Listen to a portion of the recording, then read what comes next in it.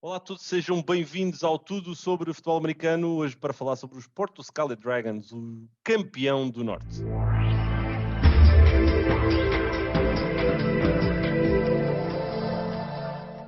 Olá a todos, bem-vindos hoje aqui para uma conversa com mais um convidado, desta feita o Miguel Sousa Vasconcelos. Disse bem, não disse? Miguel Sousa Vasconcelos. Vasconcelos de Sousa, mas o que interessa é pá, pronto, enganei-me. Saltei para o último quarto, pronto. Vamos dizer, é o Miguel, pronto, tens aqui o Miguel connosco. Está ótimo. Assim está ótimo. Obrigado aqui por teres aceito o meu convite, Miguel, e eu vou começar por te pedir aqui que te apresentes um bocadinho, fales um bocadinho quem és, aqui, aquilo que tu fazes profissionalmente, se quiseres dizer, e depois também aquilo que tens feito ou fizeste sobre o futebol americano em Portugal. Olá, Léo, antes de mais, obrigado pelo convite. Já que a malta não pode treinar, ao menos que fale sobre futebol americano. Não é? Chamo-me Miguel Sousa, Miguel Vasconcelos Sousa. Tu não te podes enganar, eu posso me enganar no teu nome, tu não te podes enganar. Não, eu sou advogado de profissão e comecei muito tarde no futebol americano. Eu lembro-me de ver, eu acho que foi no episódio do Gonçalo, que ele disse que tinha começado super tarde, aos 28 anos, e eu pensei, bom, eu comecei aos 30, portanto eu não sei muito bem como é que isto funciona. A idade hoje em dia não diz nada, não é? Eu não sei, pode ser um certo rejuvenescimento, mas o futebol americano fez-me lindamente. Portanto, advogado de profissão e o futebol americano, desde que eu comecei, acho, passou a ser assim um hobby com o qual eu ocupo demasiado tempo livre. Okay. Basicamente é isso. Mas tu já tinhas alguma ligação já tinhas background como atleta, não é? Do desporto? Já. Eu venho do basquete, lutei judo quando era mais miúdo, mas de facto a esmagadora parte da minha vida no desporto foi no basquete, no Vasco da Gama, aqui no Porto. E entretanto um conjunto de início de vida profissional com uma lesão mais ou menos grave no joelho, pendurei as chuteiras, mas para quem gosta de competição, o bichinho fica lá. Claro, e houve um belo dia, acho que foi no Natal. Eu tenho um primo meu que ele já jogava futebol americano, estava aí na primeira época dele, na segunda época dele, andava assim muito apaixonado. Eu, suspeito que não vai lá fazer um treininho. E eu, na altura, nos meus, talvez, 100 quilos, não é? Quando a malta para de fazer desporto, depois insta, não é? Que não há hipótese. Acontece. Isto se calhar não era mal pensado. Portanto, fui aos tryouts, na altura nos Porto Renegades, ali no estádio do Canelas, e não foi amor à primeira vista, porque foi muita coça no início, mas depois foi algo que me ficou, que de alguma forma, sobretudo a parte do espírito de equipa, entre ajuda, era algo que eu sentia falta, as grandes maravilhas do desporto coletivo, não é? E portanto a partir daí foi aumentar cada vez mais a minha dedicação, sendo certo que há um conjunto de efemérides muito engraçadas em relação à minha carreira, não é? Porque eu consigo, portanto, deixa-me cá fazer as contas, 1, 2, 3, 4 equipas, eu acho que enterrei 4 equipas. Tecnicamente. Tiveste nos Renegades, ajuda-nos só aqui a acompanhar. Eu começo nos Porto Renegades e no final dessa época a equipa termina e surgem os Maia Renegades. Essas equipas, Maia Renegades, competem com esse nome um ano, terminam e vêm os Dragons. Os Dragons competem durante um ano, terminam e, entretanto, eu vou jogar para os Mutts. E no primeiro ano, esta época não, 2020, portanto, época passada, entre aspas, era a primeira vez, desde que eu jogo futebol americano, que eu ia repetir uma época com a mesma equipa. E vem o Covid, portanto... Bem, então acho que nós descobrimos aqui uma coisa, que é, existe a maldição Miguel. Eu acho que sim. Existe? Acho que sim. Eu acho que se calhar traz aqui uma maldição que é uma equipa só dá para competir um ano, não é? Não, mas olha, eu por acaso não tinha noção. Eu pensei que já estavas há mais tempo no futebol americano. Pelo menos nos Renegades tinha ideia que tinhas ficado mais do que uma época. Eu comecei, eu não sei, eu fiz aqui umas contas rápidas.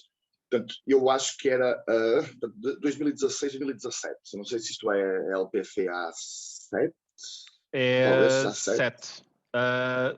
Deixa-me 5, 6, 7. Ou é 7 ou é. É 7. Eu acho que é 7. Sim.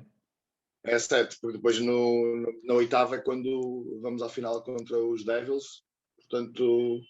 Mas espera aí, a tua É primeira 7. foi. Portanto, eu comecei aos 30 Não, anos. tu começaste na 6 com os Renegades, é isso? Tu depois tiveste a 7. Porto Renegades, Maia Renegades. Pois, olha, eu agora. Sim, mas pronto, já percebemos. Mas sim, são 5 anos. São 5 anos, não é assim muito tempo. Sim, pronto, mas eu por acaso tinha ideia que tinha estado aqui. Tinhas tido mais algum tempo nos Renegades, mas pronto, e diz-me uma coisa, tu quando chegaste foste logo jogar na posição de wide receiver, isto porque pronto, é a posição onde tu tiveste, acabaste por estar mais ligado lá, não é? Olha, naquele ano, nos Renegades, eu lembro que foi um ano super complicado porque era um ano onde nós não tínhamos muita gente. Portanto, eu lembro-me que talvez o jogo que defina esse ano foi o último jogo da época, que fomos jogar a Cascais. Eu acho que para a atribuição do 5º e 6º lugar, se eu não estou em erro. Eu não fui a esse jogo, mas os Porto Renegades vão jogar a Cascais com 12 jogadores.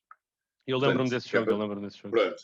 Ou seja, apesar de eu sempre ter jogado na posição de receiver, a verdade é que nesse ano, eu sem saber muito bem o que andava lá a fazer, joguei em muitas outras. Eu fui defensive end, acho que cheguei a ser até right tackle uma vez, portanto, acho que joguei a corner também. Andei ali, era uma questão de necessidade, não tínhamos, provavelmente, tínhamos aquilo que acabamos por ter nos anos seguintes, que é a vantagem de ter números, de ter atletas, e portanto conseguimos especializar em algumas posições. Mas sim, mas desde o início que foi assim a opção mais natural lá. Sim, isso é o chamado jogar futebol americano à portuguesa, que é tens de fazer um bocadinho de tudo, tens de fazer aqui um bocadinho de tudo quando pronto, a equipa precisa, quando é necessário. Remédio. Olha, a ideia hoje, nós aqui, curiosamente há cerca de um ano, tivemos a oportunidade de falar um bocadinho, na altura eu estava a enfrentar o primeiro confinamento, acabei por fazer alguns diretos na altura no meu Instagram pessoal, a falar um bocadinho com pessoas ligadas ao desporto, e acho que contigo foi das conversas mais interessantes, porque nos deu a perspectiva sobre o projeto do Sport do Scarlet Dragons. Foi um projeto que, como tu já mencionaste, teve apenas um ano a competir, mas foi um projeto que foi desenhado para o sucesso e que alcançou o sucesso logo no primeiro ano de implementação. Aquilo que eu gostava que tu partilhasses aqui um bocadinho, porque fizeste parte desse projeto como jogador e também acho que tinhas algum papel envolvido ligado à parte de coaching staff e também da própria equipa como um todo, era falares um bocadinho então de como é que nasceu essa equipa, o porquê do nome, ainda que, pronto, eu também vou já dizer aqui, eu também sou portista, eu adoro, Dragão, claro, ligado ao Porto, claro que sim, mas o porquê do nascimento da equipa e também aqui a ligação do nome, a escolha do nome, aliás. Eu sou totalmente sincero, em relação à escolha do nome, eu não faço a mínima ideia, não sei que planos é que quem é o arquiteto por trás dos Dragons é o Manuel Caetano. E eu não sei se naquela cabeça dele, enquanto nós jogamos às damas, ele joga xadrez, não é? Eu não sei se na cabeça dele, a médio prazo, não estaria algum tipo de vínculo, associação, parceria, no mundo ideal, daqueles em que a malta futebol americana gosta de sonhar, não é? Não sei se isso estaria por detrás da ideia ou não. Agora, a forma como nasce a equipa, eu não tive nenhum papel diretamente relacionado com a gestão, mas sempre fiz parte, até por causa da minha profissão, porque depois isto metia com a associação, e os estatutos, e requerimentos, e recursos, e coisas, sempre tive uma intervenção nessa parte da gestão da equipa, e ela surge como uma ideia do Manel. Os Dragons eram uma sociedade comercial, era uma empresa, foram criados como uma empresa. O Manel tinha um plano, connosco ele partilhou um plano de 3 anos, não tenho a certeza que o plano dele era para mais tempo.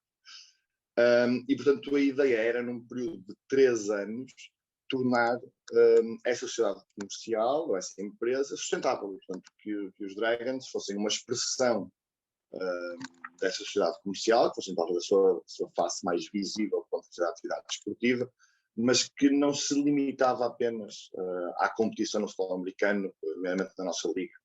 A ideia passava por organização de eventos, passava por lá aposta no flag, passava, enfim, por, acho eu, tentar pelo menos criar uma infraestrutura de raiz que permitisse que a médio prazo a equipa fosse completamente autossustentada.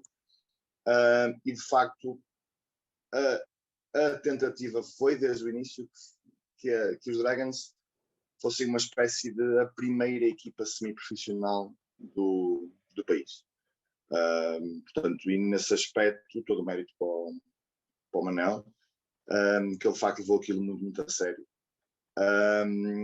E eu acho que a ascensão dos Dragons nesse ano e depois a sua queda, não é? Porque nós depois deixamos de competir, está muito relacionado com esta visão que ele tinha, que era uma visão à época, não sei se hoje em dia se poderia dizer o mesmo, mas era uma visão muito disruptiva. Certo. Chocava muito com, quer dizer, de repente há uma equipa nova, há uma série de associação e, na minha opinião, de erros técnicos em relação à associação entre os Maya Renegades e os Dragons, e depois o dinheiro que se deve e compete como uma equipa associada ou como uma equipa convidada. Problemas naturais, eu acho, do nosso nosso amadorismo, não é? Porque, para todos os efeitos, é isso que o futebol americano em Portugal ainda é. E, portanto, eu acho que esse foi um dos problemas. Quer a ascensão, quer a queda, esteve muito relacionado com esta visão. E a equipa nasce, eu acho que é pela vontade do Manel fazer algo diferente. De facto, ele era... Eu agora estou a falar de cor, mas eu acho que ele era tesoureiro na equipa dos Maya Renegades. E ele ficou... Isto é a minha análise, não é? Ele ficou tão frustrado com a nossa derrota contra vocês em Évora, que disse, não, isto agora não pode voltar a acontecer, que este sentimento é bonito durante 10 segundos, mas ele morre. Essa final, por acaso, foi um jogo incrível, diga-se. Mas de alguma forma, acho que os Dragons na cabeça dele começam a ser construídos nessa tarde, quando nós não conseguimos ganhar. Sim, no fundo, se calhar, lá está, tu já disseste aqui, já tirámos o elefante do podcast, entre aspas, porque existe muito essa ligação de que os Renegades acabaram por se transformar nos Dragons, e a realidade é que houve parte do plantel, do ponto de vista desportivo, que foi fazer esse percurso. Uma parte muito significativa. Mas a liderança... O núcleo duro era dos Renegades. Mas a liderança, a ideologia do projeto era completamente diferente, e é isso que às vezes, se calhar, as pessoas podem não ter essa noção, certo? Era desde logo, porque, repara, os Renegades funcionavam como acho que funcionam, porque o projeto, entretanto, está a ser revitalizado. Era uma associação sem fins lucrativos. Certo. E a ideia do Manel não era essa. O Manel a longo prazo, não é? Naquela cabeça sonhadora que ele tem, o Manel não queria não ter lucro.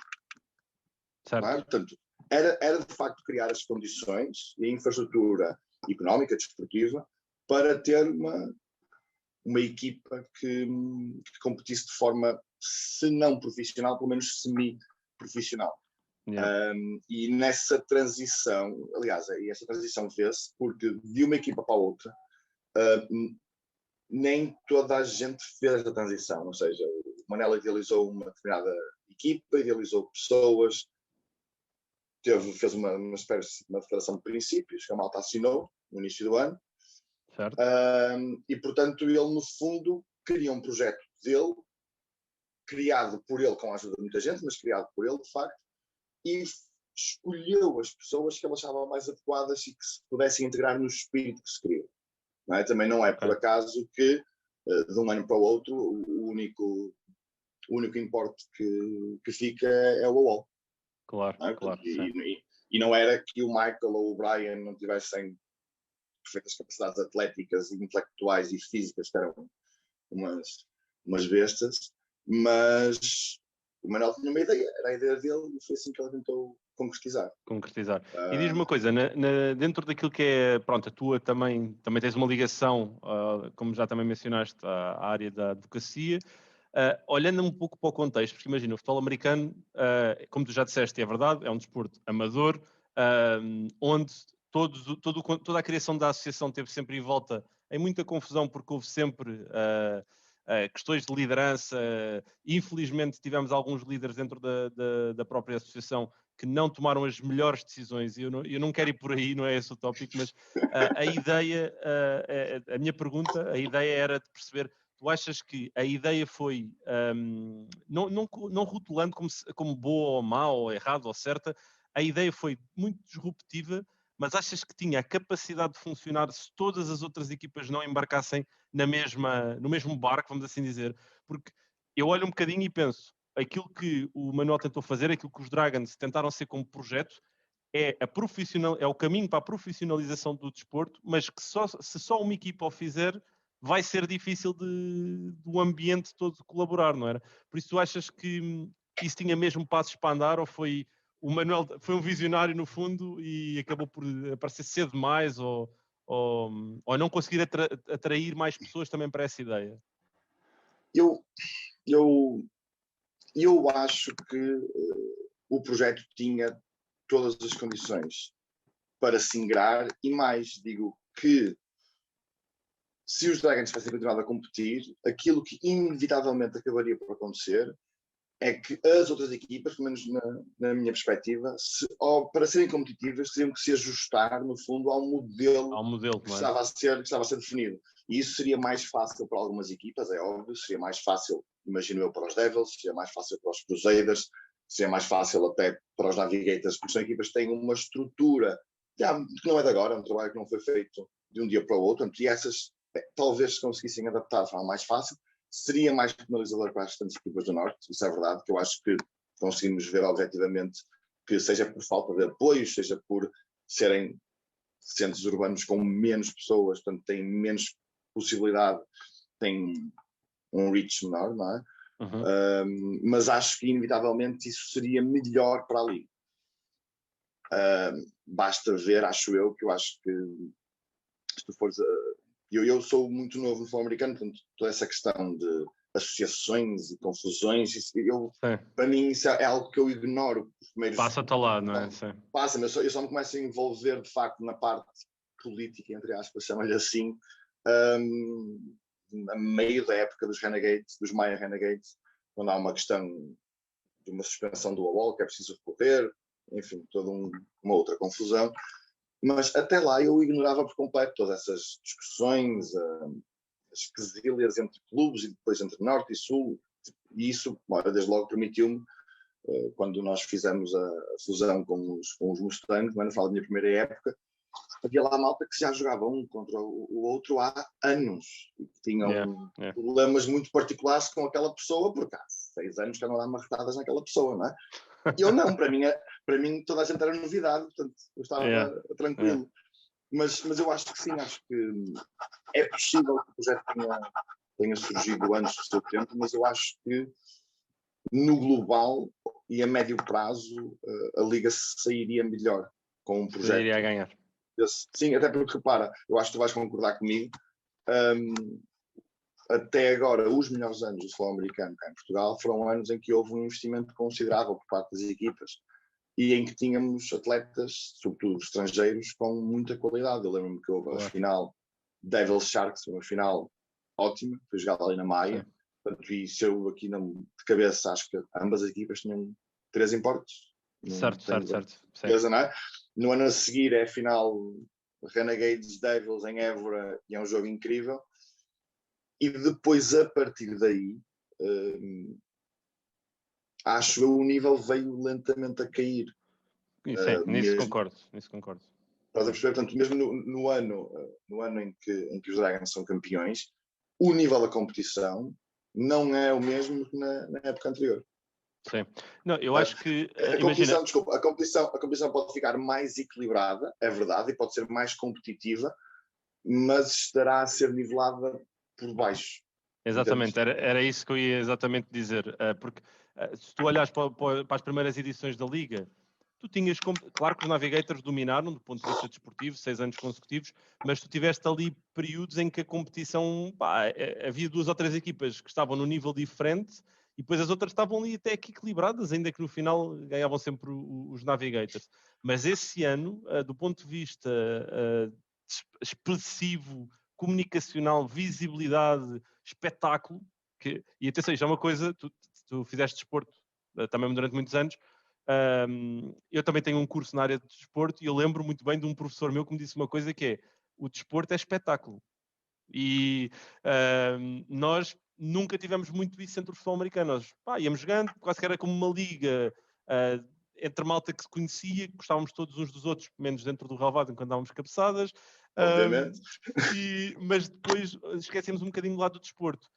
E Maia, Évora e depois Torres Vedras, inclusive ainda que a final tenha sido, e já falamos um bocadinho disso, ainda que a final tenha sido atípica, foram os três, se calhar as três finais com mais pessoas a ver, com mais divulgação, com mais visibilidade e onde se calhar o desporto teve maior expressão. Desde então, houve um decréscimo, houve talvez esse nivelar por baixo que disseste.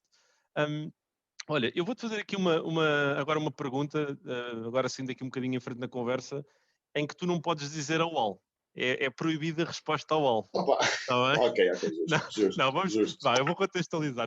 Posso usar o nome do meio dele, que é tipo absolutamente imperceptível. Zelemanoi, posso chamar de Zelemanoi, se quiser. Não, eu vou-te perguntar aqui qual é que foi o jogador que tu tiveste a oportunidade de partilhar o balneário, que do ponto de vista de talento foi o melhor jogador com quem tu trabalhaste ou estiveste na mesma equipa.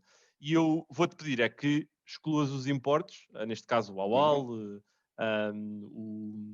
o Brian, porque claramente eles trouxeram um nível diferente, mas a ideia era se calhar de colocar-te aqui a difícil tarefa de dizeres um nome, sabendo que vai sempre alguém não gostar da tua resposta dentro da tua equipa de certeza. Não, olha que por acaso no geral, nessa época nos Dragons, e porque ele depois continuou, eu já jogo com ele lá a hora, portanto, para mim desde sempre.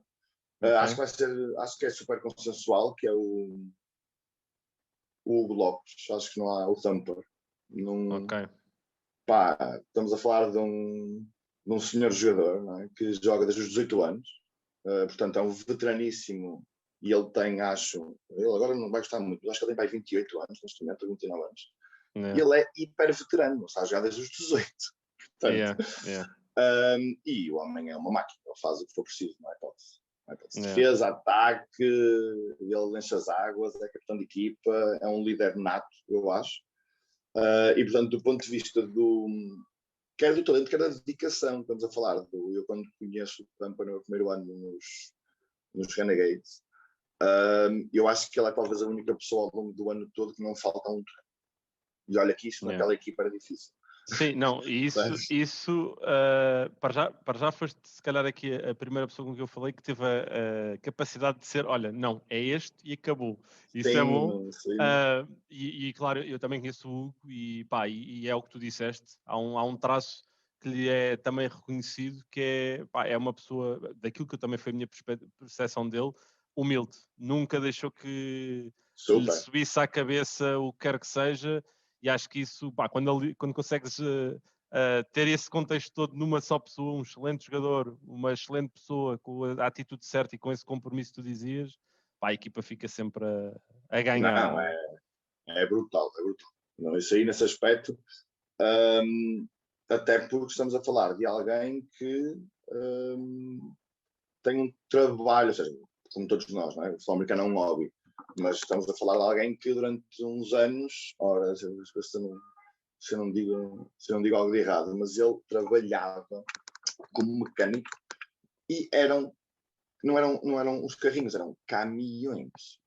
Okay? Portanto, ele depois de umas saudáveis 8 ou 10 horas de trabalhar e a levantar pouco peso, ainda tinha a capacidade para ir treinar 2 horas a dar cabeçadas na malta. Portanto, esse grau de dedicação não é fácil de encontrar. Não é? Sim. Não, é verdade. E olha, agora faço-te aqui o desafio de me dizeres, não o jogador com o maior talento, mas a maior personagem que tu tiveste a capacidade de encontrar ao longo dos teus anos aqui ligados a esses às várias equipas.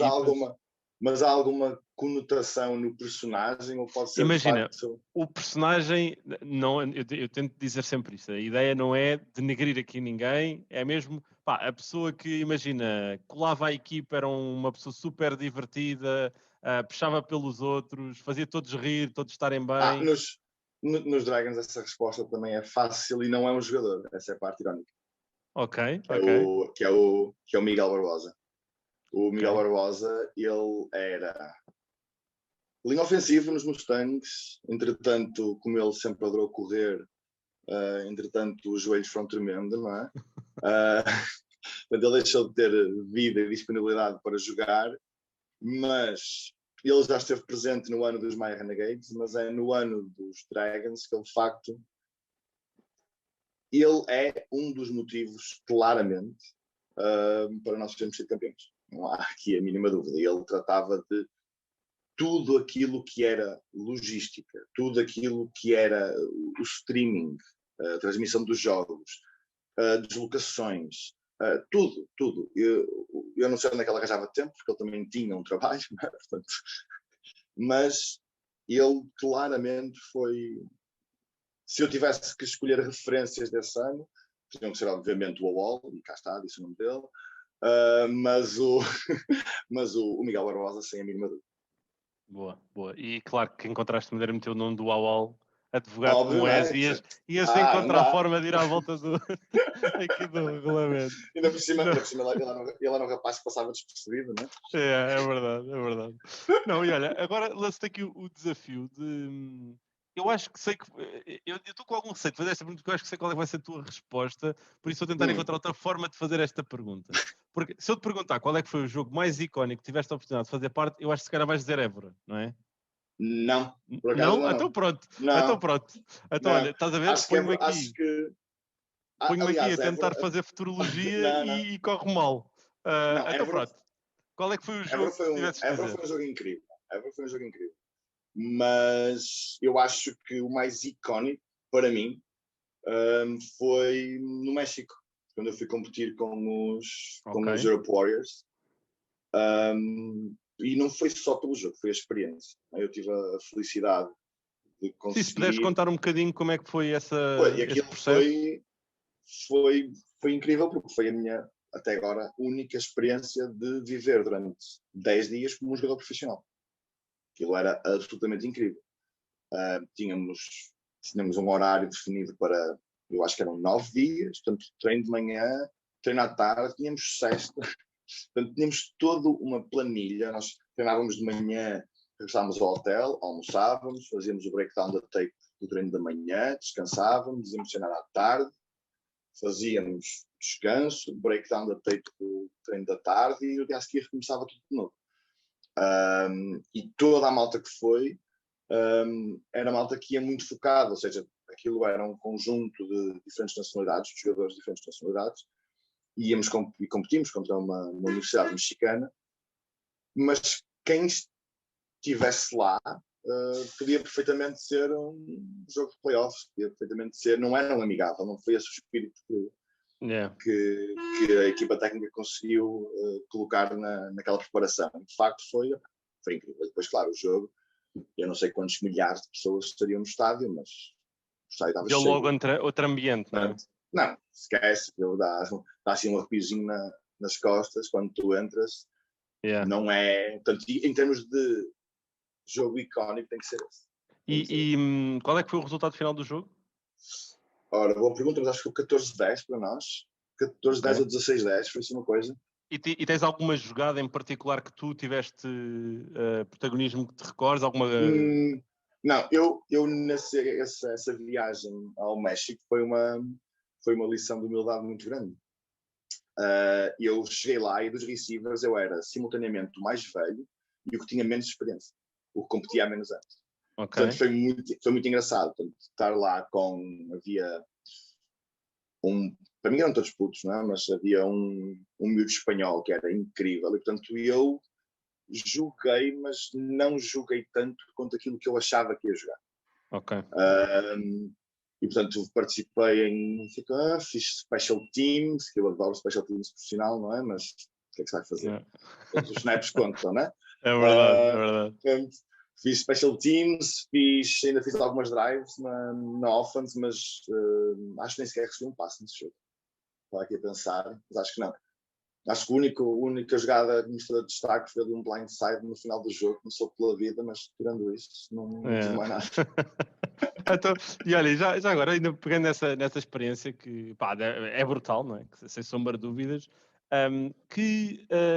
dos jogadores que tiveste lá, tiveste a oportunidade de estar com atletas de toda a Europa, não é? De vários países, quais é que foram aqueles atletas ou melhor, que nacionalidades é que tu identificaste? Que nacionalidades atletas ou de atletas nacionalidades é que tu encontraste?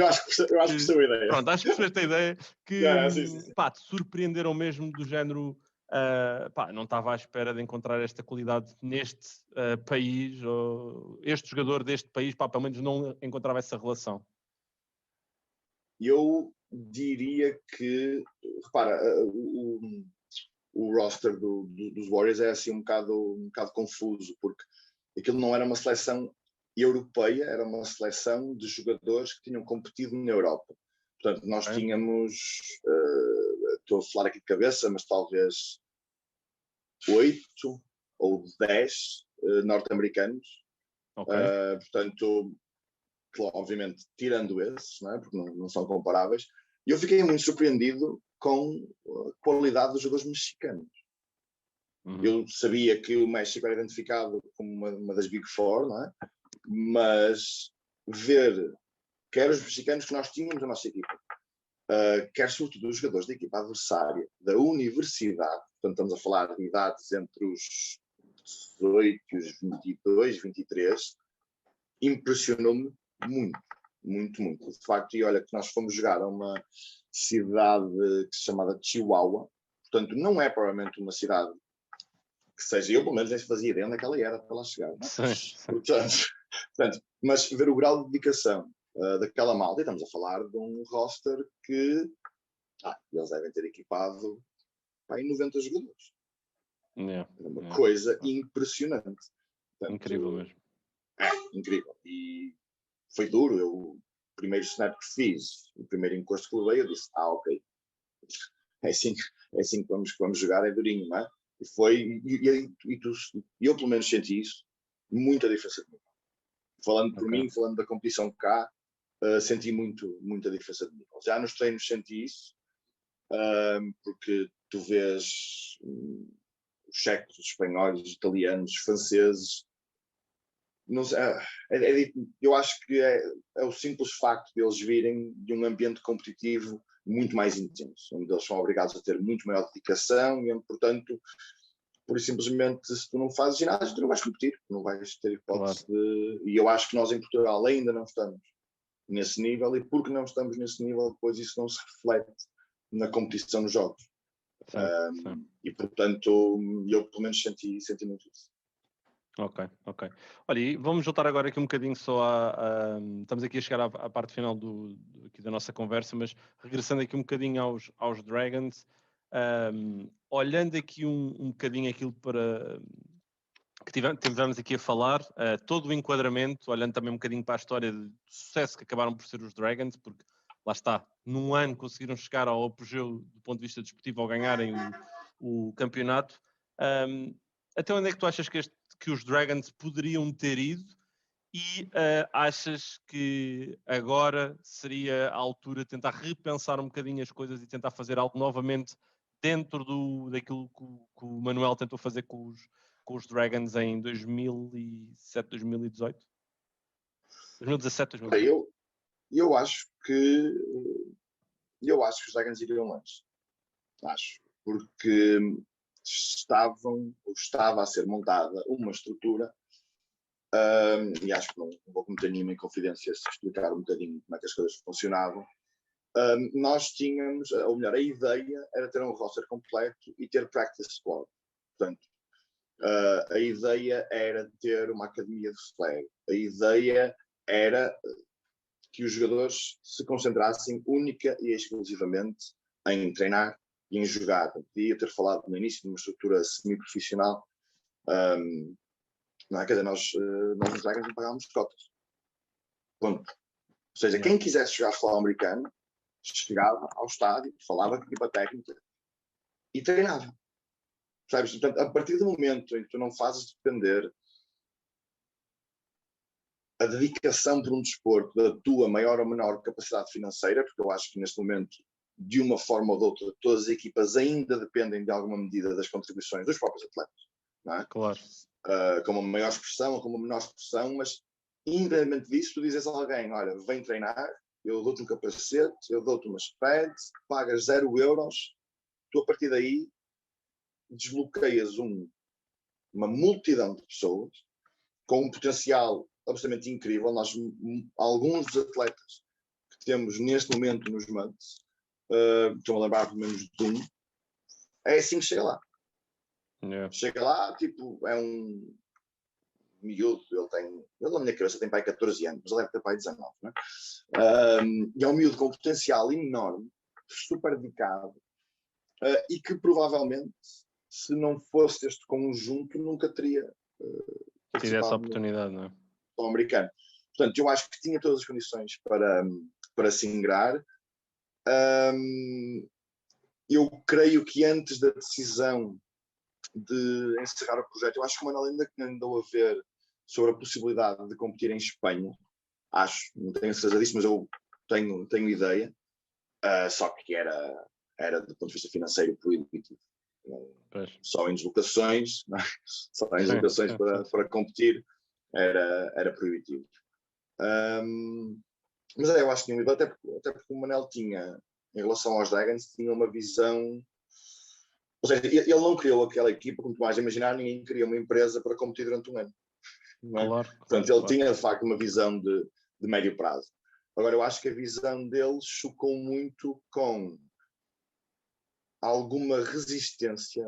Eu acho que sempre que a malta tenta mudar um bocadinho o paradigma de qualquer instituição, há sempre resistência, é normal. Claro. E eu acho que o projeto, e se calhar porque teve sucesso logo no primeiro ano, porque se calhar se os Dragons não tivessem sido campeões logo no primeiro ano, se calhar teriam sido melhor aceitos. Mas a verdade é que foram criados, competiram como convidados da associação, jogam sem derrotas a época inteira, ganham um campeonato e, portanto, de repente, acho eu, as duas equipas olharam para nós e disseram: como assim sem derrotas? Como assim campeões do primeiro ano? Quase como se houvesse um processo obrigatório que as equipas tivessem que passar. O caso dos Devils, o caso dos Black Knights, o caso dos Evra Eagles, portanto, equipas que penaram no primeiro, no seu segundo ano de existência, até conseguirem ter de facto alguma consistência. E nos Dragons, não por causa da estrutura que nós tínhamos, não por causa do conjunto de atletas que nós tínhamos, isso é inegável, mas acho que houve essa resistência e acho que quando o Manel percebe que não vai haver espaço para os Dragons, é numa Assembleia Geral, em que era suposto votar a adesão, não é votar a adesão, mas no fundo tornar os Dragons e os Eagles como membros da APFA, e os Eagles são admitidos e os Dragons não. Não tenho agora de cabeça a votação, mas foi 7 votos contra e uma abstenção, ou 8 votos contra e uma abstenção, foi assim uma coisa. Yeah. E portanto, nesse momento, eu acho que quando o Manel percebe que não há espaço para os Dragons, que há uma enorme resistência à forma como, durante aquele ano, nós conseguimos, eu acho que dominar não é uma palavra exagerada. Eu sei que nesse ano houve uma repartição diferente, jogamos Norte-Sul e, portanto, dominar pode não ser justo, não foi uma competição puramente nacional, não é? Mas acho que, eu não sei se o Manuel estava à espera de tanta resistência ou não, mas eu acho que ele tinha alguma esperança que as outras equipas conseguissem, porque eu acho que isto é um problema e não é exclusivo do futebol americano, mas acho que o futebol americano, pela sua idade, um desporto muito, muito jovem, nós ainda temos muito uma abordagem muito verbal, não é? Muito do nosso cantinho, nós preocupamos com a nossa equipa e com os nossos jogadores. Sim, falta uma perspectiva mais macro, não é? não é, e se calhar é chegar à altura, ao fim de 10, 12, 13 anos, onde já tentamos ter uma seleção nacional, onde eu acho que tem gente suficiente para impulsionar a modalidade, tens atletas brutais que estão a ser completamente subaproveitados, e se calhar é chegar à altura, e aqui vou agora também dar a minha facadinha, não é? Aqui se calhar a Federação tem um papel que não é de nos pesar. Não é? Quer dizer, porque se calhar o ponto onde nós estamos neste momento também tem que a Federação ou a Associação tem que ser de alguma forma responsabilizada, mas na realidade também são os clubes que fazem a Associação e a Federação, portanto acho que há responsabilidade para... Sim, é um ecossistema, não é? É tudo um ecossistema. Portanto, mas acho que já, não sei, acho que já está na hora de, e agora que tivemos um ano quase parados, se calhar esta altura não seria a pior para parar, sentar toda a gente numa mesa e dizer como é que nós vemos o futebol americano daqui a 5 anos, daqui a 10 anos? O que é que nós queremos desta competição? É que se o limite da nossa ambição na modalidade for ter o nosso quintalzinho e competir para o campeonato nacional e ser campeão aqui e ficar contente, ok. Mas se o nosso objetivo é competir lá fora, se o nosso objetivo é ser competitivo com as equipas espanholas, se o nosso objetivo é participar em qualquer tipo de competição que não seja neste quintalzinho que nós vivemos, nós temos de ter noção que temos um longo caminho a percorrer. E quanto mais depressa ao começarmos, em princípio, mais depressa temos as condições para, porque, quer dizer, eu vejo equipas, sobretudo as equipas de Lisboa, que têm neste momento uma infraestrutura daquilo que me é perceptível, como é óbvio, que não é comparável à nossa cá em cima no Porto. Eu acho que nesse aspecto o Norte está mais atrasado do que o Sul, por um conjunto de motivos, mas enquanto nós não conseguirmos abordar a questão do futebol americano como modalidade, não é? Eu acho que vai ser muito complicado, porque não sei, custa-me porque eu acho que há potencial, sabe como é esse? Eu acho que há potencial. Não, é? Mas sim, eu percebo um bocadinho o que é que estavas a tentar transmitir. E imagina, o futebol americano já passou aqui por várias ondas, não é? Várias fases evolutivas. Acho que aquilo que nós temos que fazer acima de tudo é aprender com os erros do passado, porque eu não sou apologista de nós olharmos para o passado e de ficarmos presos ao passado, mas acho que temos que olhar para o passado e aprender para aplicar no presente aquilo que nós queremos para construir um bocadinho o nosso futuro. E sim, acho que nesse sentido já está na hora de fazermos um bocadinho esse percurso. E outra coisa que tu disseste, que eu fiquei aqui também, entretanto, a pensar, no ano em que os Dragons foram campeões, justos campeões, o que ficou a faltar foi o jogo que nunca aconteceu, não era? Que era os Devils com os Dragons. Os Mets acabaram por... Foi o último jogo que eu tive como head coach dos Devils. Os Mets acabaram por nos surpreender em nossa casa, de forma justa, não, nada contra isso, mas ficou a faltar esse jogo, uns Devils Dragons, nunca aconteceu.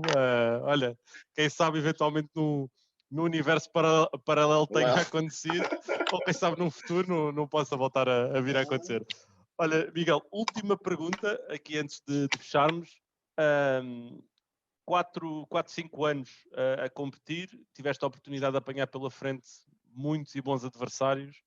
Quem é que foi o melhor cornerback que tu tiveste à tua frente até hoje? Melhor corner. Agora sim podes ferir aqui alguma suscetibilidade. Vais uma série deles.